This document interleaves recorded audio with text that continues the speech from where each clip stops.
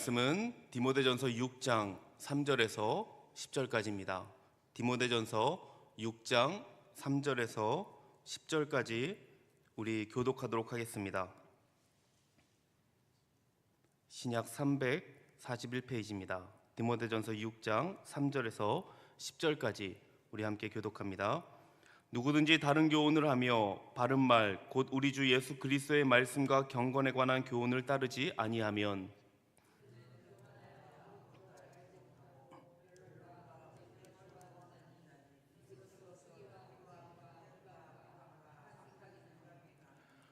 마음이 부패하여지고 진리를 잃어버려 경건을 이익의 방도로 생각하는 자들의 다툼이 일어나느니라. 그러나 자족하는 마음이 있으면 경건에 큰 이익이 되느니라. 우리가 세상에 아무것도 가지고 온 것이 없음에 또한 아무것도 가지고 가지 못하리니 우리가 먹을 것과 입을 것이 있은즉 족한 줄로 알 것이니라. 부하려 하는 자들은 시험과 올무와 여러 가지 어리석고 해로운 욕심에 떨어지나니 곧 사람으로 파멸과 멸망에 빠지게 하는 것이라. 돈을 사랑함이 일만하게 뿌리가 되나니 이것을 탐내는 자들은 미혹을 받아 믿음에서 떠나 많은 근심으로써 자기를 찔렀도다. 아멘. 우리가 매 주일마다 모여서 예배를 하죠. 그뿐 아니라 또 우리가 새벽 예배, 수요 예배, 그리고 금요 기도회까지 또 이렇게 굉장히 많은 한 주일에 많은 예배를 우리가 드리고 있습니다. 한 가지 질문 드리고 싶은 거는 우리가 예배 때마다 예배할 때마다 우리가 기대감이 있으신가입니다. 아니면 그냥 예배를 드리는 거지 무슨 기대감이 있을까라고 생각을 하십니까? 성도 여러분, 하나님은 말씀하시는 분입니다. 기록된 말씀인 성경을 통해서 하나님은 자기 백성들에게 말씀을 하십니다. 그러니까 우리가 듣고 싶은 이 말씀을 하는 것이 아니라 우리가 꼭 들어야 할 말씀을 하신다는 거예요. 그래서 하나님의 말씀이 성령의 능력 안에서 이 선포가 될 때 이 말씀이 내 안에서 반복적으로 이 재형성되는 이 죄성과 싸워 죽이는 역할을 하게 됩니다. 우리 안에서 그런 일이 일어나야 되는 겁니다.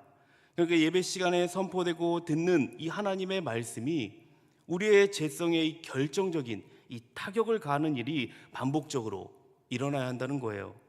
이것이 바울이 말하는 날마다 자기를 부인하고 십자가를 지는 싸움일 것입니다. 우리가 매일 기도와 말씀으로 하나님 앞에 나아가는 이 이유가 무엇입니까? 오늘의 싸움을 감당할 힘이 우리에게는 매일 필요하기 때문입니다. 그런데 이것을 혼자서 매일 감당하려면 어떻습니까? 너무나 지치지 않습니까? 우리는 신앙생활을 혼자 하는 것이 아니라 함께 나가는 것입니다. 그래서 우리가 교회에서 이 주의 말씀을 들을 뿐 아니라 하나님께서 베푸신 이 은혜의 흔적들, 이 서로를 통해 보는 것도 매우 중요하다 할 수 있을 것입니다. 이러한 근거로 요즘 이 예배 형태를요, 이게 우리는 앞만 바라보고 있지 않습니까? 근데 이 서로를 바라볼 수 있도록 이 둥글게 앉는 것도 필요하다 이렇게 주장을 하기도 합니다. 유튜브를 보면 실제로 그렇게 예배하는 모습들을 보기는 합니다.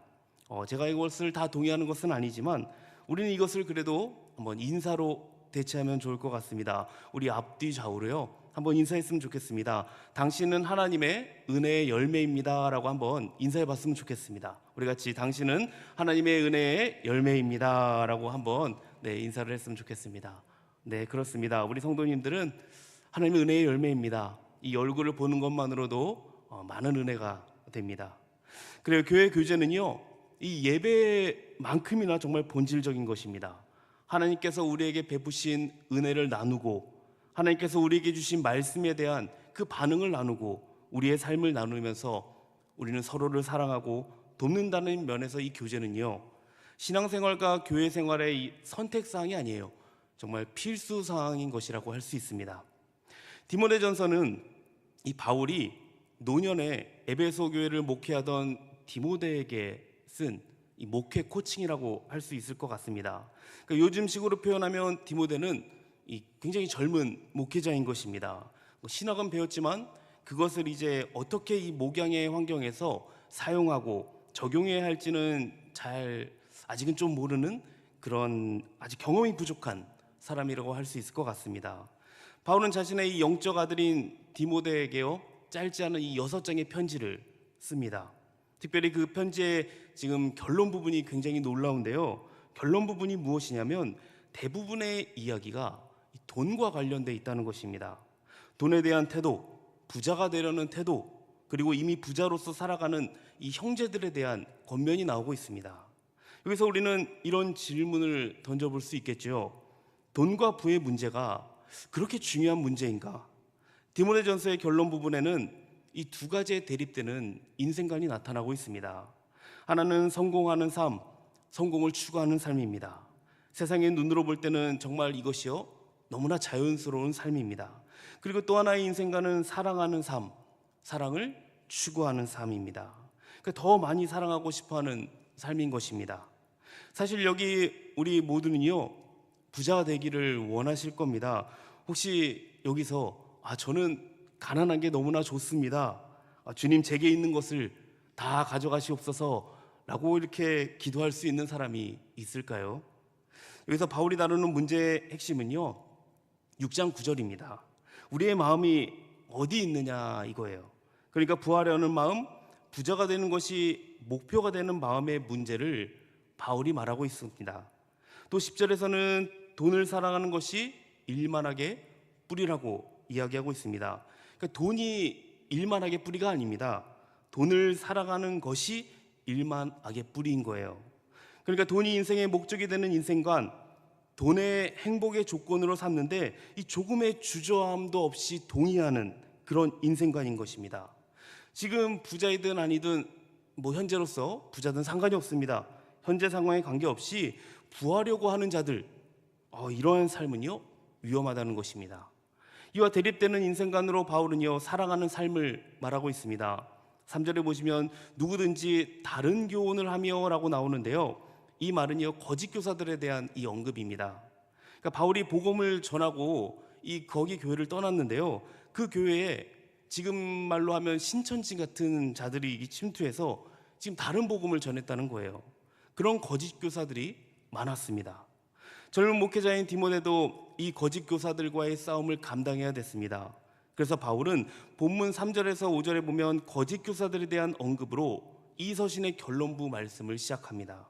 쉽게 말씀드려서 교만한 사람의 특징은 아무것도 모르면서 다 안다고 생각하는 것, 이게 거짓 교사이고, 그들은 늘 다툼과 분쟁과 비방과 악한 생각, 부패한 마음으로 이 진리를 잃어버렸다는 것입니다. 특별히 그들이 설교하고 말씀을 연구하는 목적이 무엇이냐면요 돈이었어요. 모두 돈을 위한 것이었습니다. 그것이 돈을 벌 수 있게 해주기 때문입니다. 결국 그들에게는 하나님을 믿는 것, 이 신앙의 경건, 그런 것들이 다 돈벌이의 수단일 뿐인 것입니다. 이것이 부자되기 인생관의 특징입니다. 사도들이 살던 지금 그 1세기에도 그랬다면요, 지금 오늘날 한국교회에서 이런 사람들을 보는 것은 조금도 이상한 일이 아닐 것입니다. 그렇게 놀랄 일도 아닐 거예요. 본문 6절에서 8절은 이와 반대되는 인생관을 보여주고 있습니다. 참된 신앙으로 살아가는 인생이 어떤 인생인가 잘 보여주고 있어요. 자, 이것은 중요하기 때문에 한번 같이 읽어봤으면 좋겠습니다. 6절에서 8절을 우리 한 번 더 같이 한번 읽어보도록 하겠습니다. 같이 읽겠습니다. 시작. 그러나 자족하는 마음이 있으면 경건은 큰 이익이 되느니라. 우리가 세상에 아무것도 가지고 온 것이 없음에 또한 아무것도 가지고 가지 못하리니 우리가 먹을 것과 입을 것이 있은즉 족한 줄로 알 것이니라. 여기서 핵심 단어가 무엇일까요? 바로 자족입니다. 여기서 바울이 그리스도인들이 자족해야 한다고 말하는 것은 우리가 모든 것을 다 소유했기 때문에 자족하라는 것이 아닙니다. 그리스도께서 모든 것을 다 가지고 계신 분이기에 자족해야 된다고 말하는 것입니다. 자족을 가장 잘 보이는 성경 구절이 있죠. 우리가 너무나 잘 아는 말씀입니다. 시편 23편에 보면요, 잘 아시는 말씀이죠. 여호와는 나의 목자시니 내게 부족함이 없으리로다. 다윗은 자기 삶에 이 어떠한 부족함이 없어서 완벽하게 뭔가 다 채워졌기 때문에 이렇게 고백한 것이 아니었습니다. 다윗은요, 하나님 안에 이 모든 것이 있음을 알았습니다. 이것이 자족이에요. 그러니까 자족은 객관적으로 볼 때요 정말 부족한 게 많지만 주관적으로는 부족함을 느끼지 않는 것입니다. 모든 걸 다 갖추어 보이는 사람들도 정말 마음에 채워지지 않는 사람이 얼마나 많습니까? 사실 대부분의 사람이 그렇게 만족함이 없이 살아가는 것 같습니다. 그래서 자족은 오직 그리스도인만이 누릴 수 있는 특권이라 할 수 있습니다. 이 특권을 누리시는 우리 동원교회 모든 성도님들 되시기를 축복합니다. 자, 우리가 세상을 살아가다 보면 비교 대상이 너무 많죠. 나보다 공부를 못했었는데 나중에 보니까 더 성공해가지고 큰 집에 살고 있고, 나보다 늦게 뭔가 시작을 했는데 어느 순간 보니까 굉장히 빠르게 가고 있습니다. 이것 말고도 우리가 살아가면서 비교하는 것들이 너무나 많은 것 같습니다. 이와 같이 우리에게는 다른 사람과 비교해서 더 우월한 사람이 되고 싶어하는 마음, 우리 가운데 있습니다. 그런 우리에게 바울은 아까 살펴봤듯이 6장 8절에서 뭐라고 말하고 있습니까? 먹을 것과 입을 것이 있은즉 족한 줄로 알라, 이렇게 말하고 있습니다. 성도 여러분, 이 말에 아멘이 되십니까? 아니면 한숨을 대체하는 주여가 나오십니까? 그런데 이것은요, 그리스도인이 결코 무시할 수 없는 정말 중요한 하나님의 말씀입니다. 중요한 것은 우리가 이런 싸움을 하려고 하지 않는다는 거예요. 피하려고 합니다. 왜 그렇습니까? 이 싸움이 너무나 불편하기 때문에 그래요. 그래서 이 문제를 제쳐두고 우리의 믿음을 다른 방면에서 이 다른 방식으로 사용하려고 합니다. 그런데 놀라운 사실이 무엇입니까? 불편한 이 말씀은 대부분들은요, 이 불편했던 이 말씀들의 대부분은 돈과 연관된 이 말씀이라는 것입니다. 어느 학자의 연구에 따르면 주님이 하신 말씀의 3분의 1이요 돈과 소유에 관한 말씀이라고 합니다. 그렇습니다. 우리는 많은 소유가 이 행복의 조건인 것처럼 생각하고요, 이 얼마만큼 소유했냐에 따라 그 사람의 정체성인 것처럼 생각하는 버릇도 있습니다. 그래서 바울은 디모데전서 6장 7절에 이렇게 말하죠. 제가 한 번 더 읽어드리겠습니다. 우리가 세상에 아무것도 가지고 온 것이 없음에 또한 아무것도 가지고 가지 못하리니, 우리가 입을 것과 먹을 것으로 족함을 표현할 수 있는 근거가요, 바로 이 구절입니다. 우리는 이 세상을 떠날 때 아무것도 가지고 갈 수가 없습니다. 자, 다시 한번 6장 6절을 한 번 더 보도록 할게요. 그러나 자족하는 마음이 있으면 경건은 큰 이익이 되느니라. 이 구절에서 바울은 경건을 돈과 이 연결시켜서 설명하는데요, 쉽게 말씀드리면 이런 것입니다. 경건이 얼마나 대단하냐면 경건 자체가 이 로또다는 거예요. 로또. 경건하다는 것 자체로 너는 지금 엄청난 큰 이익을 누리고 있는 거야. 우리가 매주일 예배하는 것, 매일 우리가 하나님의 말씀을 읽고 묵상하는 것, 매일 성실하게 이 기도의 자리를 지키고 교회에서 봉사하는 이 경건의 모양이 있을지라도 이 자족함이 없으면 그것이 우리의 영혼에 전혀 유익을 주지 않는다는 것입니다. 그렇습니다. 우리는 자족함을 위한 싸움을 하며 살아가야 되는데, 우리는 이것을 자꾸 이 믿음과 이 분리시키려고 합니다. 그러니까 나는 믿음으로 살아. 그러나 좀 자족하는 것은 약한 것 같아 라고 하면서 말입니다. 자, 9절에서 10절을 보면 부하려고 하는 욕심을 가진 자들을 향한 말씀이 나옵니다. 특별히 9절을 이렇게 읽으면 안 되는데요, 한번 9절을 한번 보도록 할까요? 부하려고 하는 자들은 시험과 올무와 여러 가지 어리석고 해로운 욕심에 떨어지나니 하죠. 떨어질 수도 있다. 이렇게 읽으시면 안 돼요. 떨어질 수도 있다. 그렇지 않죠. 반드시 시험과 올무와 여러 가지 어리석음과 해로운 욕심에 떨어지고 맙니다.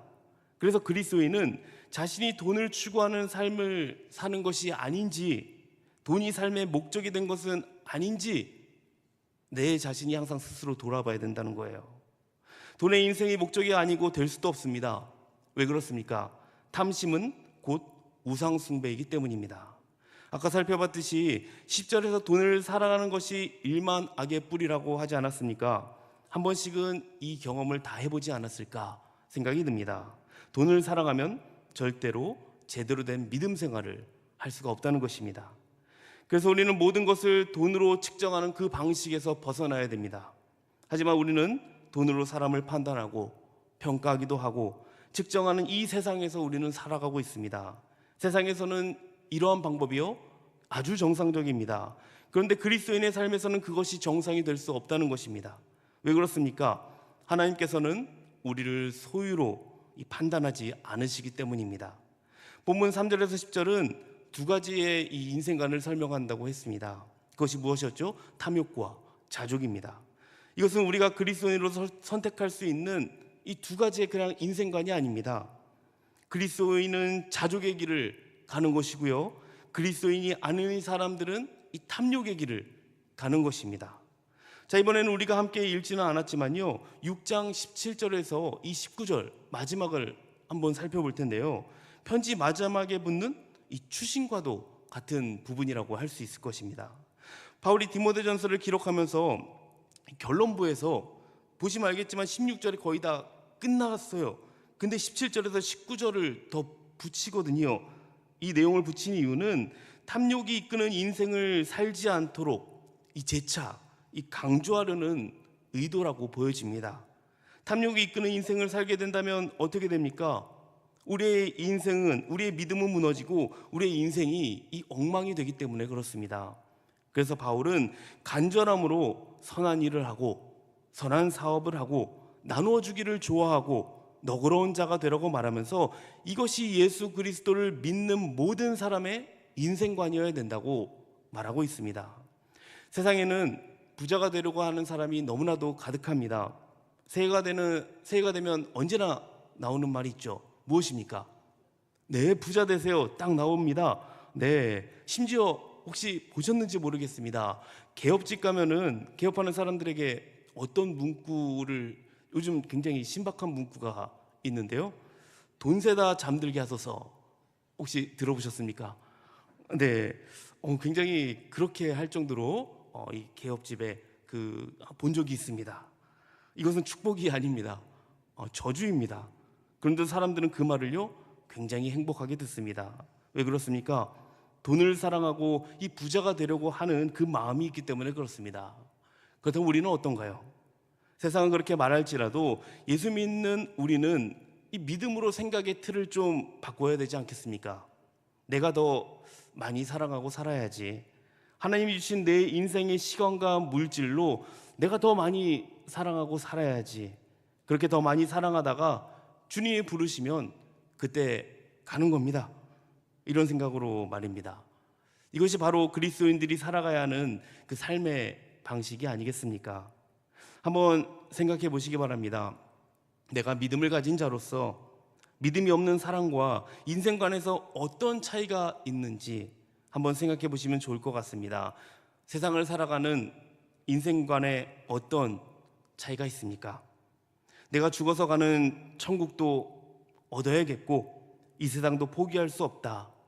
이것이 예수님을 믿는다고 하는 우리의 인생관입니까? 아니면 이 바울이 말하는 것처럼 장래의 자기를 위하여 좋은 터를 쌓아 참된 생명을 취하는 것이 우리의 변화된 인생관입니까?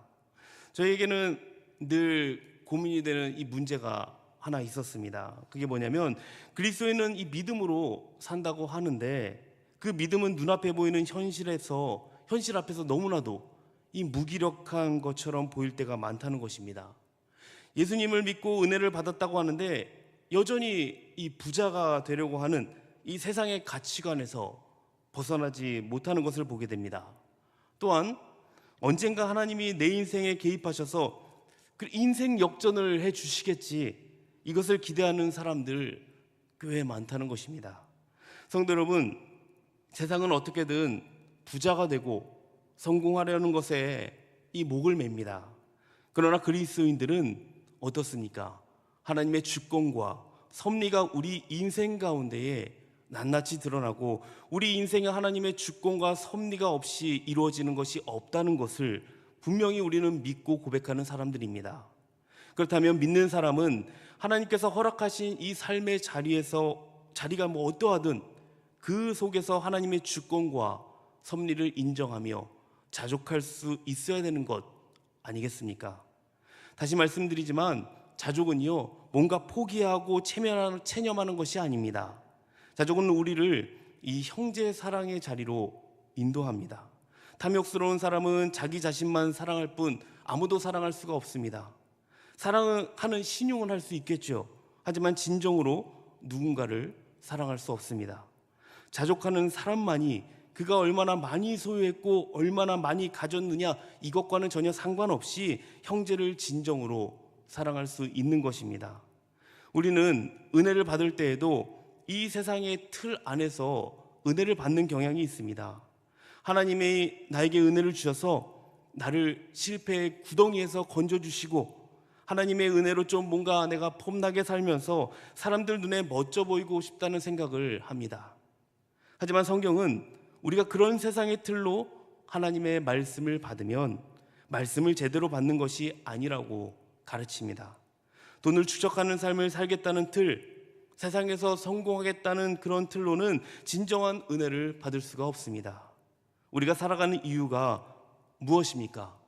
그것은 사랑하기 위함입니다. 예수님께서 율법을 하나님을 사랑하고 이웃을 사랑하는 것이라고 요약을 하셨죠. 그래서 바울도 너희 믿음은 사랑으로 표현되어야만 한다라고 합니다. 그것이 참된 믿음이라고 했습니다. 그러니까 이것보다 중요한 것은 없다라는 거예요. 그렇습니다. 하나님께서 중요하게 여기시는 것은요, 우리가 형제에게 베푼 사랑, 나눠주기를 좋아했던 것, 선한 일에 부요했던 것, 하나님께 대해서 부요했던 것입니다. 사랑하는 성도 여러분, 오늘 이후로는 우리가 인생을 살아가는 그 시각을 한번 바꿨으면 좋겠습니다. 예수 그리스도의 복음은 그 시각을 완전히 뒤바꿔 놓는 능력입니다. 그리스도에는 그 길로 걸어가는 사람들이죠. 그리고 교회는 그 길을 함께 걸어가는 것입니다. 이 영광스러운 부르심을 따라 우리가 즐거이 살아감으로써 우리 동국교회 모든 성도님들의 인생이 하나님을 영화롭게 하는 삶이 되기를 주님의 이름으로 축복합니다. 아멘. 우리 함께 찬양하고 우리 기도했으면 좋겠습니다. 우리 함께 찬양하고 오늘 말씀을 생각하며 한번 기도하고 주기도문으로 예배를 마치도록 하겠습니다. 우리 오직 주의 사랑에 매여 우리 함께 찬양하며 나가겠습니다.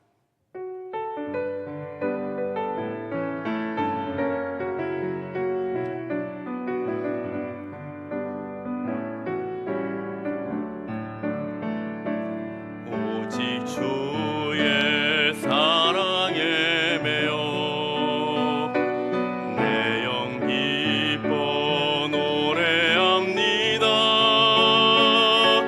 이 소망의 언덕 기쁨의 땅에서 주께 사랑드립니다. 오직 주의 내 영 기뻐 찬양합니다. 이 소명의 언덕 거룩한 땅에서 주께 경배드립니다. 주께서 주신 모든 은혜, 주께서 주신 모든 은혜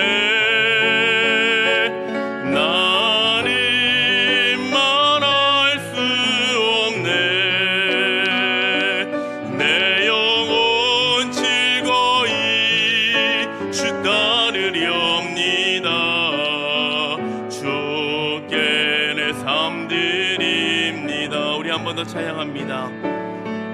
오직 주의 사랑에 매여 내 영 기뻐 노래합니다. 이 소망의 언덕 기쁨의 땅에서 주께 사랑드립니다. 아멘. 오직 주의 임재, 오직 주의 임재 안에 갇혀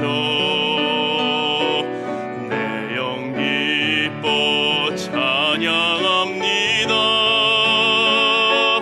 이 소명의 언덕 거룩한 땅에서 주께 경배드립니다. 주께 주께서 주신 모든 은혜, 주께서 주신 모든 은혜, 난 말할 수 없네. 내 영혼 즐거이 주 따르렵니다. 주께 내 삶들이, 주께서 주신 모든 은혜, 주께서 주신 모든 은혜, 나는 말할 수 없네. 내 영혼 즐거이 주 따르렵니다. 주께 내 삶드립니다. 시간 우리가 함께 말씀 생각하면서 기도하도록 하겠습니다.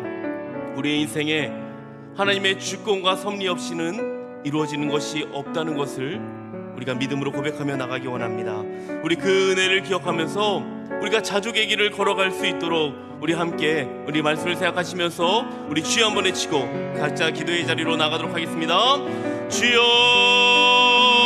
하나님 아버지 감사합니다. 우리의 평생에 정말 다른 교훈이 아니라 정말 아버지 주님 주신 이 바른 교훈을 따르면서 주 예수 그리스도의 말씀과 경건에 관한 교훈을 따라가게 살아가게 하여 주시옵소서. 그래서 우리가 어디서나 정말 아버지 불화를 만드는 사람이 아니라 평화를 만드는 사람이 되게 하여 주시옵시고, 정말 돈을 사랑함이 일만하게 뿌리가 된다고 하였습니다. 이 말씀 우리가 마음에 잘 새기게 하여 주시옵시고, 정말 아버지 오직 우리의 중심이 오직 주님과 주님의 말씀을 사랑함으로 주님의 말씀이 오늘 하루뿐만이 아니라 우리의 매일의 우리의 삶의 길이 되고 정말 아버지 우리의 등이 되고 빛이 되는 것을 정말 아버지 확인되는 삶이 되게 하여 주시옵소서. 주님 주신 말씀으로 우리가 담대히 이 세상을 정말 이길 수 있기 원합니다. 그것을 내 아버지 우리가 간구하며 나아가오니 정말 그 크신 은혜로 우리를 이끌어 주시옵시고 인도하여 주시옵소서. 특별히 우리가 하나님을 의지하면서 더욱 하나님 아버지 기도의 자리로 나가기를 원합니다. 날마다 하나님 아버지 주님과의 교제를 나갈 때에 우리 안에 아버지 기쁨과 평강이 넘치게 하여 주시옵시고, 우리가 참된 믿음을 가진 자로서 하나님을 의지하며 기도하게 하여 주시옵소서. 하나님의 역사가 우리 삶 속에서 우리 가정 가운데에 서로의 하나님 아버지 관계 속에서 그리고 하나님 아버지 교회 가운데 일어나지기를 소망합니다. 우리 성도님들 가운데에 정말 아버지 아픔 가운데 있는 성도님들, 육신의 병과 마음의 병과 영적인 병이 있다면 주님께서 하나님 아버지 고쳐주시옵시고 회복시켜 주시옵소서. 그로 인해서 하나님 아버지여 우리가 더욱더 하나님 아버지 열매 맺는 삶을 살아갈 수 있도록 주님 인도하여 주시기 원합니다. 우리가 함께 기도를 통하여서 더욱더 하나님 아버지 이 가운데 놀라운 치료와 회복의 은혜가 있을 수 있도록 주님 인도하여 주시옵소서. 오늘의 하나님 아버지 말씀뿐만이 아니라 모든 예배 가운데 하나님 아버지 기대감을 가지고 하나님의 말씀으로 하나님 아버지 변화되며 하나님의 말씀으로 살아나는 우리 하나님 아버지 동교회 모든 성도님 될 수 있도록 주여 인도하여 주시옵소서. 강건케 하여 주시옵시고 모든 것을 주께서 하나님 아버지 인도하실 줄 믿습니다. 감사합니다 주님.